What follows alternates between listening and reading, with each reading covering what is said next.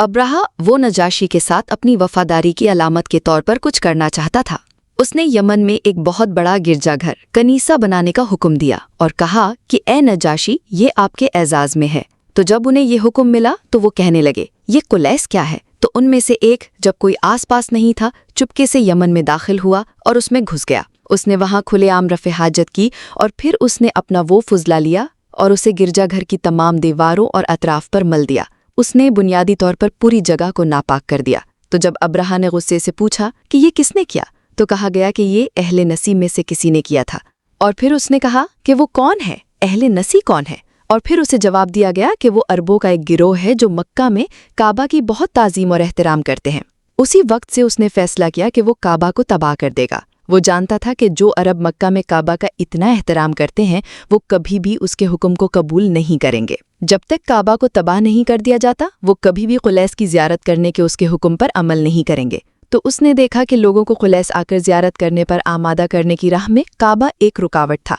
चुनांचे उसने मक्का जाने और अल्लाह सुब्हाना व ताला के घर काबा को तबाह करने के इरादे से एक लश्कर जमा किया और अपने साथ एक हाथी भी ले गया और उस हाथी का नाम महमूद था। और जब वो यमन से निकला तो अब्राहा ने अपने बेटे को जिम्मेदार बना दिया। अब जाहिर है अरब इस बात से वाकिफ थे कि अब्राहा क्या करने की कोशिश कर रहा है। ये कोई राज नहीं था। वो जानते थे कि वो यमन से मक्का के रास्ते पर काबा को तबाह करने आ रहा है और अरब उसे बगैर लड़े ऐसा नहीं करने देने वाले थे। वो सिर्फ ये नहीं कहने वाले थे कि ठीक है, आगे बढ़ जाओ और कर लो। नहीं, वो उसके खिलाफ अपनी पूरी मज़ाहमत करने वाले थे और उसे ऐसा करने की पूरी कोशिश करने वाले थे। लेकिन जैसा कि हम जानते हैं, अब्राहा एक बहुत मजबूत फौज का कमांडर था। तो अपने रास्ते में वो यमन से मक्का जा रहा है।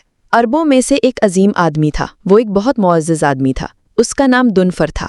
उसके पास अरबों की एक छोटी फौज थी और उन्होंने कहा कि ठीक है, जो कुछ भी हो, हम जानते हैं कि उसकी फौज हमारी फौज से बहुत बड़ी है, लेकिन हम उसे बगैर किसी रुकावट के जाने नहीं दे सकते। हमें कोशिश करनी होगी, हमें कुछ करना होगा। तो यमन से मक्का के रास्ते में दुनफर की छोटी फौज ने अब्राहा का सामना किया और वो लड़े। अब्राहा की फौज आसानी से दुनफर की फौज पर काबू पाने में कामयाब रही। चुनाचे उन्होंने दुनफर को कैदी बना लिया और उन्होंने उसे मक्का के रास्ते पर अपने साथ चलने पर मजबूर किया। तो वो रास्ते पर आगे बढ़ते रहे और दुनफर भी एक कैदी के तौर पर उनके साथ था। अब अरबों का एक दूसरा गिरोह भी उन्हें रोकता है और रास्ते में उनसे लड़ने की कोशिश करता है। इस गिरोह का रहनुमा नुफेल अल खत्समी नामी एक शख्स था और उसके साथ उसके कबीले यानी कबीला खत्सम के लोगों का एक गिरोह था, जिन्होंने अब्राहा को मक्का के रास्ते पर आगे बढ़ने से रोकने की कोशिश की। लेकिन एक बार फिर अब्राहा की फौज उन पर भी काबू पाने में कामयाब रही और उन्होंने नुफेल अल खत्समी को भी कैदी बना लिया। तो अब उनके पास दुनफर और नफेल हैं। तो वो अपने रास्ते पर आगे बढ़ते रहे। अब वो आखिरकार ताइफ पहुंचे। अफसोस की बात यह है कि ताइफ के लोगों ने दुनफर और नफेल अल खत्समी के मुकाबले में बहुत बुज़दिलाना रवैया दिखाया। ताइफ के लोग यानी कबीला सकीफ ने अब्राहा के सामने बहुत बुज़दिलाना रद्द-ए-अमल ज़ाहिर किया और वो अपने लिए खौफज़दा थे। तो उन्होंने कहा कि ठीक है, तुम मक्का जाकर मक्का को तबाह करना चाहते हो, हम तुम्हारे रास्ते में नहीं खड़े होंगे। तुम सीधे आगे बढ़ जाओ और ऐसा कर लो। और उनकी गद्दारी की हद इतनी थी कि उन्होंने दर हकीकत अब्राहा को पेशकश की। उन्होंने कहा कि हम अपने लोगों में से एक को तुम्हारे साथ भेजेंगे ताकि वो तुम्हें मक्का तक पहुंचने का रास्ता दिखाए, तुम्हें यहाँ से मक्का दिखाए। तो अबू रुगाल नामी एक शख्स था। उसने दर हकीकत रज़ाकाराना तौर पर कहा कि हाँ, मैं इनके साथ जाऊँगा, मैं इन्हें मक्का दिखाऊँगा, कोई मसला नहीं। तो ये एक बहुत बड़ी गद्दारी और धोखा था जो इन लोगों ने दिखाया, और ख़ास तौर पर अबू रुगाल ने। और मक्का पहुंचने से ठीक पहले, वो मक्का के करीब हैं, अबू रुगाल मर जाता है और उसे वहीं दफन कर दिया जाता है। और बाद के सालों में जिस जगह अबू रुगाल को दफन किया गया था, उसकी कब्र वो एक ऐसी जगह बन गई जहां अरब इस शख्स की गद्दारी और धोखे की वजह से संसार करने आते थे कि उसने अल्लाह के दुश्मनों को अल्लाह सुब्हाना व ताला के घर को तबाह करने में मदद की। तो ये एक ऐसी जगह बन गई जहां अरब आकर संसार करते। अब्राहा अपनी बड़ी फौज के साथ मक्का के मज़ाफ़ात में पहुंचता है और मक्का के मज़ाफ़ात में लोग अपने ऊँट चरा रहे हैं और अब्राहा और उसकी फौज इन तमाम ऊँटों को पकड़ लेती है। और इन ऊँटों में अब्दुल मुत्तलब के 200 ऊँट भी शामिल थे। वो रसूलुल्लाह सल्लल्लाहु अलैहि वसल्लम के दादा हैं। तो अब्दुल मुत्तलब के 200 ऊँट और मक्का के दूसरे लोगों के दूसरे ऊँट, अब्राहा और उसकी फौज इन सबको जब्त कर लेती है और वो इन्हें लेकर मक्का में दाखिल होते हैं। तो अब्दुल मुत्तलब देखते हैं कि क्या हो रहा है। वो देखते हैं कि ये हबशी आदमी एक बहुत बड़ी फौज के साथ मक्का में आया है और वो अब्राहा से आमने सामने मिलना चाहते हैं। तो वो एक मुलाकात का इंतज़ाम करने की कोशिश करते हैं। वो कहते हैं कि मैं मक्का का सरदार हूँ और अब्दुल मुत्तलिब बिलाशुबा मक्का के सरदार थे, यानी कोई भी इख्तियार में उनकी जगह के बारे में सोच भी नहीं सकता था। عبد المطلب بلا شبہ مکہ کے سردار تھے اور مکہ کا ہر فرد انہیں اپنا سردار کے طور پر احترام کرتا تھا۔ تو مکہ کے سردار کے طور پر عبد المطلب نے اس آنے والی فوج کے کمانڈر ابرہہ سے آمنے سامنے ملاقات کی درخواست کی، لیکن ابرہہ وہ کسی سے بھی ملنے سے انکار کر دیتا ہے۔ میں یہاں جو کرنے آیا ہوں وہی کروں گا، کعبہ کو تباہ کروں گا۔ تو وہ اس ملاقات سے انکار کر دیتا ہے اور عبد المطلب وہ نہیں جانتے کہ کیا کریں۔ وہ واقعی اس سے بات کرنا چاہتے ہیں، لہٰذا وہ ذونفر کے پاس جاتے ہیں۔ ذونفر، جیسا کہ ہم نے ذکر کیا، وہ پہلا قیدی تھا جسے ابرہہ نے یمن سے مکہ کے راستے میں پکڑا تھا، تو وہ اب بھی فوج کے ساتھ ہے اور وہ اب بھی قید ہے۔ تو عبد المطلب ذونفر کے پاس جاتے ہیں۔ وہ ذونفر سے کہتے ہیں، تم جانتے ہو میں واقعی ابرہہ سے ملنا چاہتا ہوں، کیا تمہارے پاس میرے لیے کوئی تجویز ہے؟ تم اس فوج اور ان لوگوں کے ساتھ بہت عرصے سے ہو، تو شاید تمہیں کوئی اندازہ ہو کہ میں ابرہہ کے ساتھ آمنے سامنے ملاقات کرنے کے لیے کیا کر سکتا ہوں۔ اور پھر ذونفر کہتا ہے، تم جانتے ہو میں صرف ایک قیدی ہوں، میں خود واقعی کچھ نہیں کر سکتا، لیکن میرے پاس تمہارے لیے ایک خیال ہے۔ میں نے اس فوج کے ساتھ سفر کرتے ہوئے دیکھا ہے کہ ابرہہ ہاتھی کے ذمہ دار یعنی ہاتھی کے تربیت دہندہ کے بہت قریب ہے۔ یاد ہے ابرہہ کے پاس ایک ہاتھی تھا اور اس ہاتھی کے ساتھ کوئی تھا جو جانتا تھا کہ ہاتھی کو کیسے حکم دینا ہے، اور اس آدمی کا نام انیس تھا۔ ابرہہ وہ ہاتھی کے تربیت دہندہ انیس کے بہت قریب ہے۔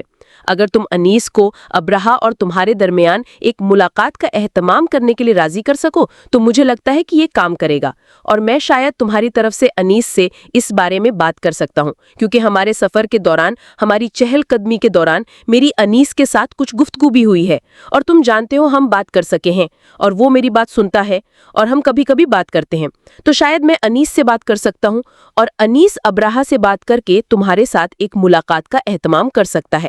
تو عبد المطلب کہتے ہیں، ٹھیک ہے، براہ کرم کسا کرنے کی کوشش کرو۔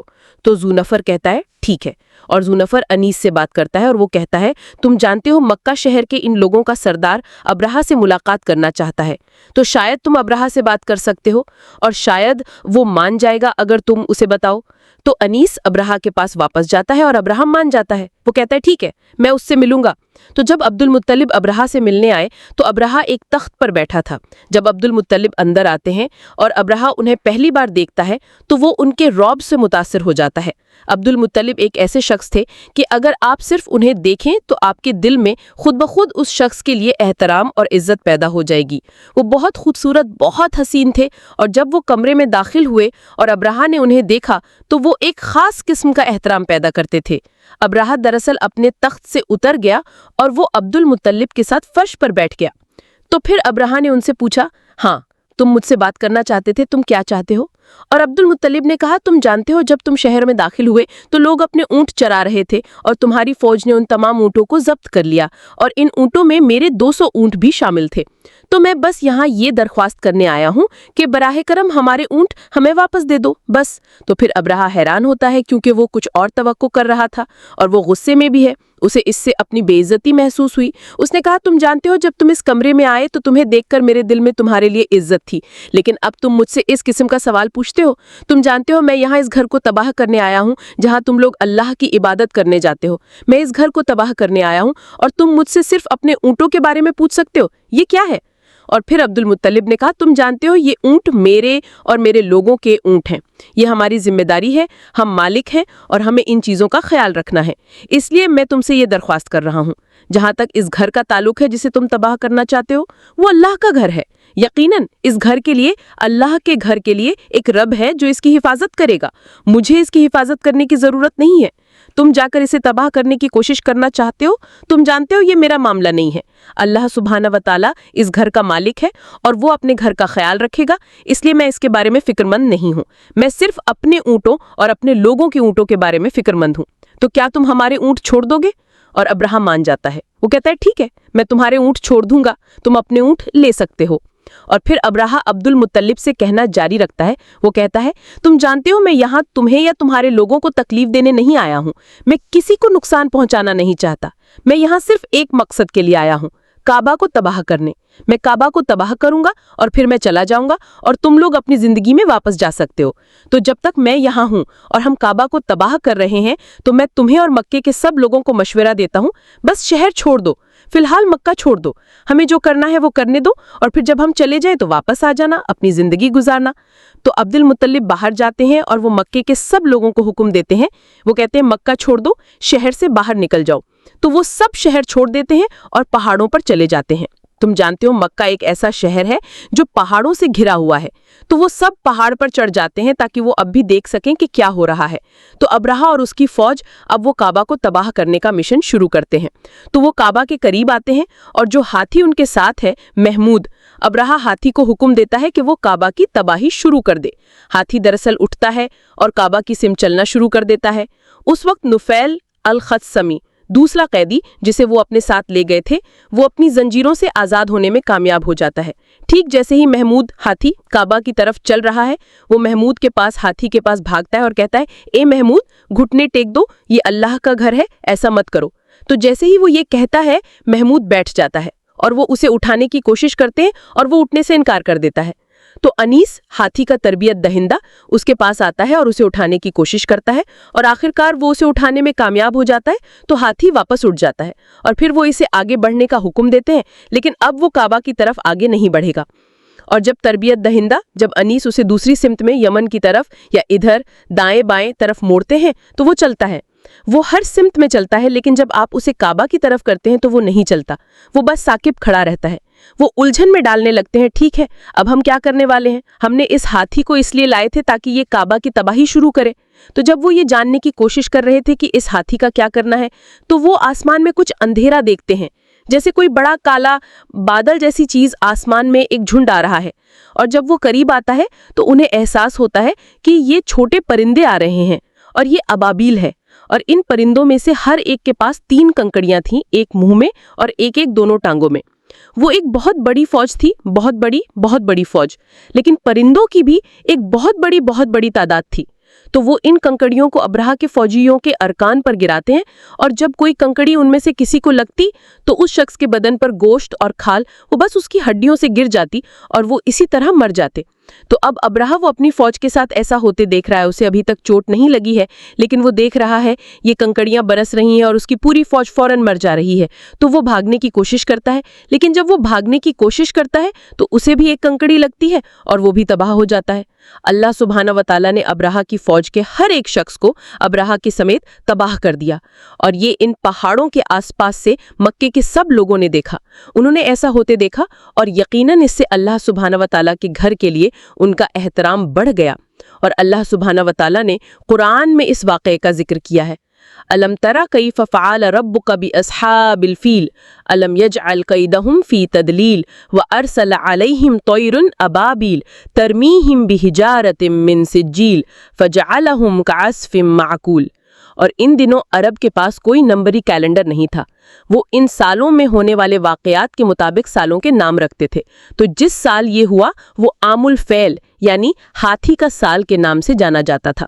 वो कहते थे, ओ हाँ, ये वाक़या आमुल फ़ैल में हुआ था, ये वाक़या आमुल फ़ैल से 2 साल पहले हुआ था। तो कोई भी बड़ा वाक़या जो होता वो इन वाक़यात के इर्द गिर्द अपने कैलेंडर को तरतीब देते थे। तो आमुल फ़ैल हाथी का वाक़या ये अरब की तारीख़ में एक बहुत बड़ा वाक़या था। तो ये एक अहम वाक़या था जो उनके कैलेंडर का एक बड़ा हिस्सा बन गया। उस साल की अहमियत में से एक ये है कि ये वो साल है जिसमें रसूल अल्लाह सल्लल्लाहु अलैहि वसल्लम पैगंबर मोहम्मद पैदा हुए थे। जिस साल अब्राहा ने आकर काबा को तबाह करने की कोशिश की, जिस साल अल्लाह सुब्हाना व तआला ने अब्राहा और उसकी फौज को तबाह किया, जिस साल अल्लाह सुब्हाना व तआला ने अपने घर की हिफाजत की, ये वो साल है जिसमें इस रुए ज़मीन पर चलने वाले सबसे अजीम इंसान की पैदाइश हुई थी।